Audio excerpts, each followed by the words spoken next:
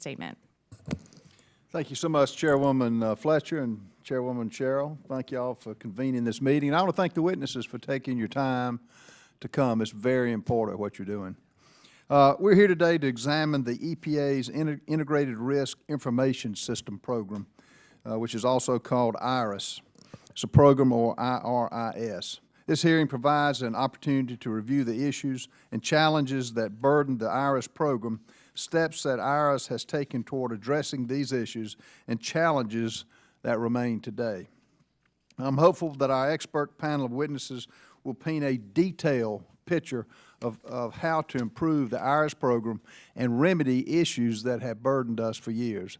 As ranking member of the Investigations and Oversight Committee, I approach this issue from an oversight perspective focused on how to improve IRIS. With a background in business and real estate, I've learned how burdensome and costly onerous regulations have become. My experience in the real estate business has also taught me a thing or two about construction. For example, one of the primary tenets of construction is that your foundation is critical. If you build atop a faulty foundation, the entire structure is at risk and likely ruined where it stands. As I understand it, IRIS assessments are analogous to a structural foundation. In preparing chemical assessments, IRIS conducts the first two steps of the risk assessment process. First, a hazard identification. Second, a dose response assessment. EPA's program and regional offices then rely on IRIS assessments and the foundation for conducting the last two steps of the risk assessment process, including an exposure assessment and a risk characterization. As with a structural foundation, if an IRIS assessment is based on flawed information or is itself faulty, then it jeopardizes all subsequent work that builds atop a faulty foundation. As a result, faulty assessments can lead to bad regulations and unnecessary public health scares. The IRIS program must continue to address transparency issues that have plagued it over the past decade because Americans need assurance that sound science forms a foundation for government regulations. The U.S. Government Accountability Office, GAO, added IRIS to its list of government programs that are highly vulnerable to risk of waste, fraud abuse, and mismanagement in 2009. IRIS was added to the GAO's high-risk list because actions were needed to streamline and increase the transparency and the dependency of IRIS assessments. Despite attempts at improvements and efforts to remedy its challenges over the past decade, IRIS remains on the high-risk list today.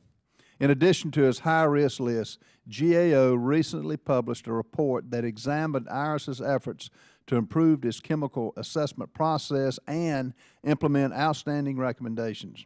While GAO recommended IRIS for its efforts to address identified challenges, it also appropriately recognized that there remained much room for improvement, especially with respect to issues of timeliness and transparency. I want to thank the GAO for its great work. However, I was puzzled by certain findings regarding EPA leadership. In both reports, GAO seemed to fault EPA's leadership for delaying IRIS's progress.